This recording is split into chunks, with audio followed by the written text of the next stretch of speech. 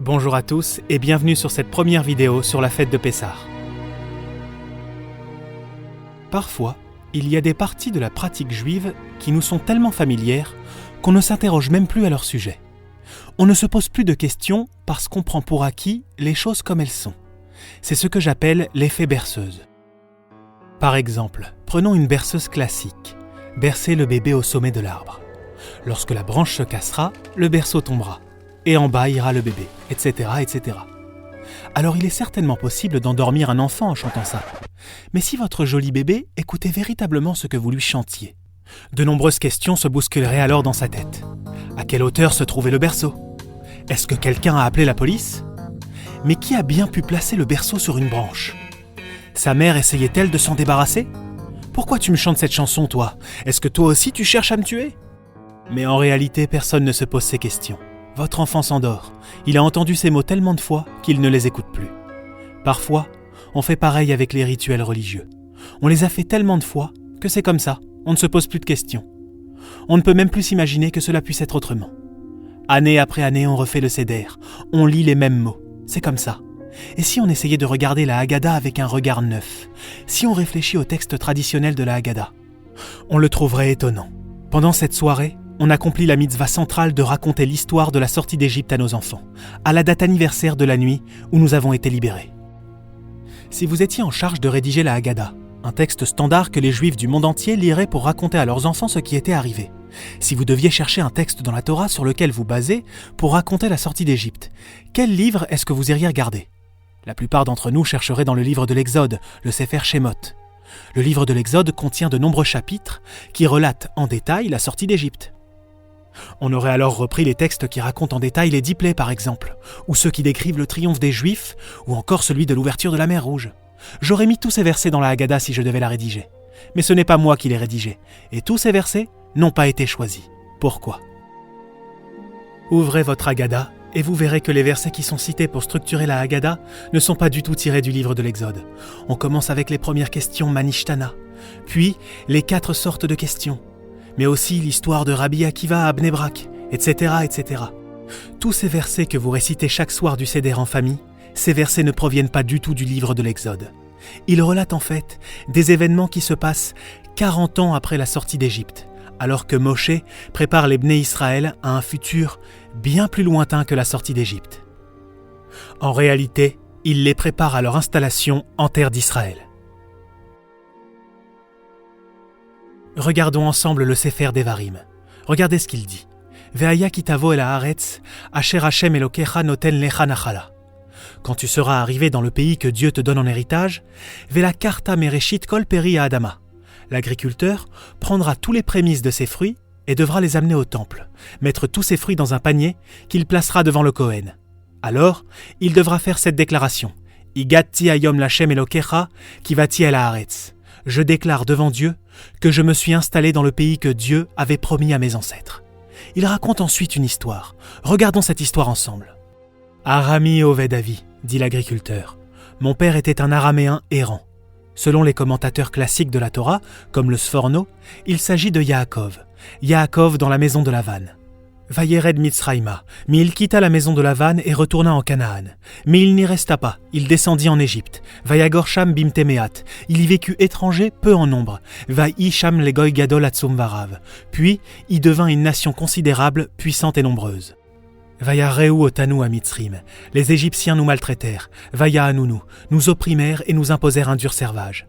Nous implorâmes l'Éternel, et l'Éternel entendit notre plainte. Et il nous fit sortir d'Égypte avec une main puissante et un bras étendu, en opérant signes et prodiges. Et il nous introduisit dans cette contrée, la terre de Canaan, où coule le lait et le miel. Voilà donc le texte qui sert de base à l'histoire de la Haggadah. Tout ce qui est dit, à part ces quelques versets, ne sont que des explications midrashiques de ces versets. Mais pourquoi utiliser ces versets précisément ? Pourquoi se baser sur la déclaration de l'agriculteur plutôt que sur le récit de la Torah elle-même, quand on est réellement sorti d'Égypte ?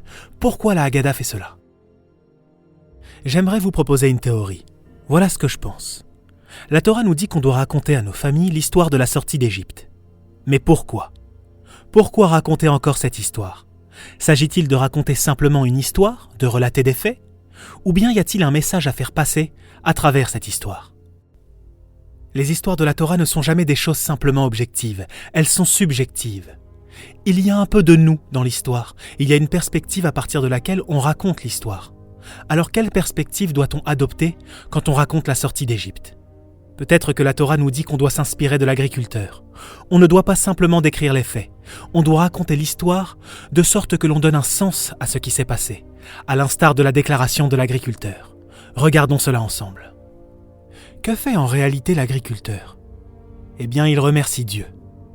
L'agriculteur témoigne du fait que Dieu a réalisé sa promesse de longue date. Promesse qu'il avait faite à nos ancêtres, qu'il leur donnerait la terre de Canaan. Cette promesse s'est réalisée après des centaines d'années. Mais quand l'agriculteur se tient là, avec ses fruits, il est alors la preuve vivante que cette promesse s'est réalisée. L'agriculteur reconnaît cette vérité. Il voit que Dieu a tenu ses promesses. Peut-être que c'est comme cela que l'on doit raconter l'histoire à nos enfants. Nous aussi, on est la preuve vivante que Dieu a tenu sa promesse. Nous sommes les descendants de cet agriculteur. On ne raconte pas simplement une histoire à nos enfants, on raconte une histoire sur la façon dont Dieu a tenu sa promesse. Devant nos enfants, on remercie Dieu pour l'avoir fait. Cela expliquerait aussi pourquoi le Maguide, la section où on raconte la sortie d'Égypte, se termine presque naturellement par le début du Hallel, les psaumes de louange. On ne se rend même pas compte qu'on est passé d'une section à l'autre, parce que finalement, c'est la même chose. On ne peut pas témoigner que Dieu a véritablement tenu sa promesse sans le louer de l'avoir fait. Le remerciement, un merci, est composé de 2 éléments. C'est d'abord la reconnaissance de ce qu'on a fait pour moi, et ensuite seulement, c'est un sentiment de gratitude envers celui qui a agi pour moi. Et c'est ainsi quand on raconte cette histoire. On commence par reconnaître la vérité. Dieu a tenu sa promesse. On emploie alors les mots de l'agriculteur. Et ensuite, lorsque l'on est plein de gratitude, on lit ces versets de remerciement et de louange. Mais il y a un petit problème avec ce que je viens de vous raconter. Ce problème, c'est ce qu'il y a juste avant le Maguide. Le tout début de la Haggadah. Regardez le début de votre Haggadah. Il y a une promesse que Dieu a faite à nos patriarches. Baruch Shomer Avtachato le Israël. On dit « Béni soit celui qui garde sa promesse à Israël ». De quelle promesse parle-t-on ? On parle de la promesse de Brit Ben Abetarim, l'alliance faite par Dieu avec Abraham lorsqu'il lui a révélé que ses descendants seraient esclaves en Égypte, des siècles avant que cela n'arrive. Yado Ateda, Dieu dit à Abraham, qui guerrier zaracha be'eretz lolahem, ta postérité séjournera sur une terre étrangère, va'avadoum, où elle sera asservie, veinu otam et opprimée, arba meot shana, durant 400 ans. Vegam et Agoy asher ya'avodu dananochi, mais à son tour la nation qu'ils serviront sera jugée par moi. Ve'acharechen yetsu bichush gadol, et alors ils la quitteront avec de grandes richesses. Vedor revii yashuvuena, et la 4e génération reviendra ici. Comme ces versets sont étranges, Abraham est-il censé remercier Dieu après avoir entendu cette promesse ? Abraham, tes enfants vont être des esclaves pendant 400 ans, mais t'inquiète pas, ils sortiront avec de grandes richesses. Qu'importe la richesse, c'est une bien sombre promesse. Et pourtant la Haggadah dit qu'on est censé remercier Dieu de nous avoir fait sortir de là-bas. C'est tellement étrange. Je m'explique. Si j'étais Abraham, je dirais « Dieu, je ne comprends pas. Au début, tu me disais « Sacharecha arbe meod ». Ta récompense sera très grande. Et maintenant, tu viens pour me dire que ma descendance sera asservie pendant 400 ans et qu'après tu les libéreras ? C'est ça la récompense ? Laisse-moi te proposer quelque chose de beaucoup plus simple. Regarde, disons que tu ne les rends pas esclaves et que tu n'aies pas besoin de les libérer. Pas d'esclavage et pas de libération. Est-ce que ça te va comme ça ? Alors pourquoi on en parle dans la Haggadah ? Ça va un peu gâcher l'ambiance. Dieu a prophétisé à Abraham que ses enfants seraient des esclaves. Pourquoi est-ce que l'on est si joyeux ? Pourquoi remercier Dieu de nous avoir fait sortir d'Égypte alors que c'est Dieu lui-même qui nous y a mis ? C'est une question tellement fondamentale. C'est presque comme si on n'avait pas le droit de se la poser. Mais comment peut-on y répondre ? Pourquoi sommes-nous si joyeux que Dieu nous ait délivrés ? C'est lui qui nous a mis dans le pétrin. C'est de ça dont je vais parler dans les prochaines vidéos. Suivez-moi et à très bientôt.